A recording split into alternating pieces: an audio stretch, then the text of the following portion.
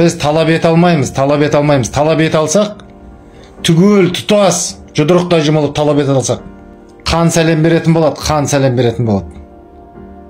Біз өзіміз кінәліміз, осындай жағдайға жіберген өзіміз. Қорқақ қояндай інге тығылып, безектеп қаша берсек, бұққан сайын сұға береді.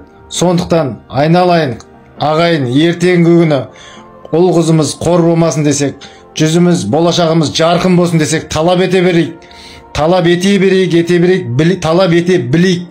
Және жұдырықтай жұмылайық, бір болайық. Қан төгіс ешкімге керек жоқ. Бірақ талап ете білуіміз керек. Құрметті қазақ елі, Шерзат марқұмның әкесі жаңа елден кетемін деген бір ақпараттар тарап жатыр. Соған байланысты бірақ ақыл айтатын ол кісіге біз емес, ондай нәрсені басқа бермесін. Алайда айтайын дегенім, сізбен бірге мынау мемлекеттен әділдік пен демократия көшіп жүрмесін. Сондықтан сіз мықты болыңыз, сіз соңына дейін апаруыңыз керек бұл тірлікті. Сол жерде болған кінәлі азамат пен азаматшылар өз заңды түрде жазаларын алуға тиіс. Ал жаңағыдай халық аузында жүрген бандит, банда, группировка деген мәселе ол бөлек мәселе. Құрметті қазақ елі, ол провокацияға берілмеулеріңізді сұраймын. Бұл жерде ең басты мәселе Шерзат марқұмның бауырымыздың қайтыс болуы. Соған байланысты соттың адал түрде өтуі, әділ түрде. Ал біздің қоғамға келетін болсақ, соңғы осы жағдайлардың бәрі неден болып жатыр деген мәселе өзекті өртеп барады. Себебі мына алкоголь деген бұл бәле деп айтсам да болады. Ең ауыр сөзім сол. Басқа елдердің мынау қазақ халқының арасына іріткі салу мақсатында жіберілген бұл бәледен біз құтылуымыз керек. Үкімет күреспесе де біз халық болып осы бәлені жеңуіміз керек, ағайын. Сондықтан бүкіл болып жатқан жаман заттардың, жаман нәрселердің бәрі осы миымыздың осы алкогольмен улануының кесірінен. Мына алкоголь болмаса, кез келген қазақтан артық, қазақтан жақсы, қазақтан бауырмал адам болмайды. Қалай мына алкоголь біздің организмімізге енеді, біз уже басқа адам боламыз. Бұл алкоголь қолданушылардың, ішетін адамдардың не ұлты да болмайды, не діні де болмайды. Сондықтан осы бәледен құтылудың жолын іздейік. Ағалар інілеріне, әкелер ұлдарына, аталар немерелеріне айтып жүрсе, өсиет, насихат, онда біз бұл бәледен құтыламыз. Сондықтан әр нәрсенің, әр проблеманың түбіне еніп, сол түбінен жоюға тырысу керек, ағайын. Қазақ еліне кететін болсақ, провокацияға беріліп, анаяқтан шығып жатырмыз, мынаяқтан шығып жатырмыз, біз үйт жүреміз, бүйт жүреміз демеңіздер. Ертең зардабын өздеріңіз шегесіздер. Себебі заң аясында заңмен бірге жүру керек. Қазір сондай заман. Құрметті бауырлар, мына Талғарда болып жатқан жағдай жалғыз Талғарда емес, барлық облыс қалаларда болып жатыр. Тек бұл нәрсе видеоға түсіп қалған себепті, анасының алдында сондай азаппен, қорлықпен өлген себепті қатты таралып, талқыға түсіп, халықтың назарында қозғалып жатыр. Егер бұл жағдай видеоға түспегенде, бұлай көтеріліп қозғалмас еді.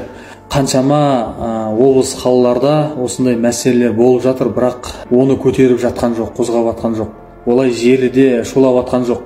Бұл да бір Алланың бізге беріп жатқан бір ескертуі, белгісі деп ойлаймын. Себебі қаншама адамдар солай қорлықпен, зорлықпен қиналып жатқан, өліп жатқан, айта алмай, сөйлей алмай, әділетсіз қиналып жатқан қарапайым халық қаншама. Бай, бастық, танымал, кришасы бар бандиттер құтырды. Сондай қарапайым әлсіз адамдарды басынып, өздерінкін дұрыс қылып, өздерін ақтап, сотты да сатып алады, білген боқтарын істеп жатыр. Сол себепті барлығымыз ойлану керек, қозғалу керек. Ертең болмаса, бір күні сіздің басыңызға да сондай жағдай келуі мүмкін. Шет-шетімізден солай өлтіріп, қинап, азаптай берсе, біздің елімізде ешқашан жақсылық болмайды. Сол себепті ондай шакалдарды, иттерді біз өзіміз орнына қою керек. Тәртіппен, бірлікпен, ынтымақпен, халықтың қуаты бірлікте дейді. Сондай ар намысы бар, тәрбиесі бар, өзі әділ болатын жігіттер сондай қаламызда, ортамызда, айналамыздағы сондай әділетсіздік жасап жүргендерді өзіміз жөнге салуымыз керек. Себебі құзырлы органдардың өздері сондай әділетсіздікке араласып, қатысып жүр. Бұның барлығына арақ кінәлі дейді. Арақты тоқтату керек, жабу керек деп айтады, бірақ арақ ішпесе де сау болып, сондай қылмыс әділетсіздік жасап атқан алаяқтар көп. Немесе біреу айтады, кітап оқыту керек дейді. Кітап оқыса адамдар дұрысталады деп.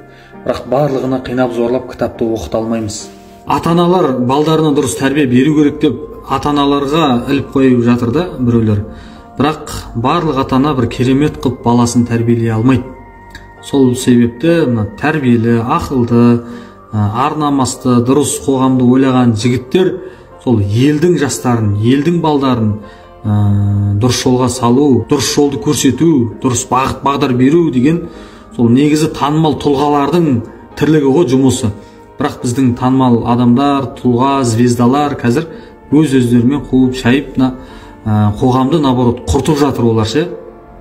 Сол себепті дұрыс адамдарды шығармаса қоғамға үлгі өнеге қылып, бұндай қылмыстар ешқашан тоқтамайды. Менің айтарым, халықты, елді, қоғамды ойлаған азаматтар, ар-намысты жігіттер ояну керек, бірігу керек. Жұдырықта жұмылып сондай әділетсіз оңбағандарды орнына қою керек. Сосын мына жастарымызға дұрыс тәрбиені насихаттау керек, ескерту керек.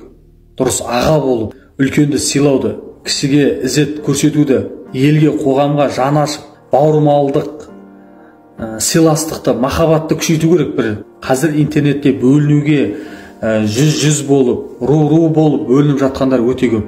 Бір-бірін жамандап, кінәлап, сол нәрсені насихаттап жүрген, еліміздің, халқымыздың ортасына от салып жүргендерді тоқтату керек.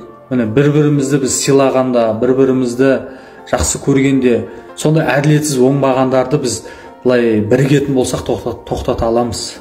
Жаман тәрбие көрсетіп жүргендерді тоқтата аламыз. Әділетсіздік жасап жүрген мына құзырлы органдарды тоқтата аламыз.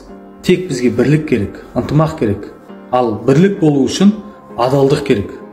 Егер адал бола алмасақ, өзіміз әділетсіз болсақ, ешқашан біріге алмаймыз. Сол үшін баршаңызды бірігуге шақырам. Бірлік болмай, тірлік болмайды деген қазақ атамыз. Елді, қоғамды ойлаған әсіресе танымал жігіттер, бірлікпен қаншама шаруа бітіруге болады. Менің айтатын ойларым, жоспарларым өте көп. Тәрбиені қолға алу керек.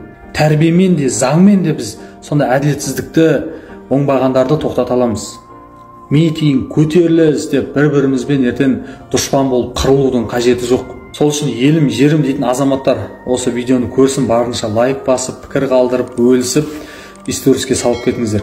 Рахмет баршаларыңызға, Алла разы болсын.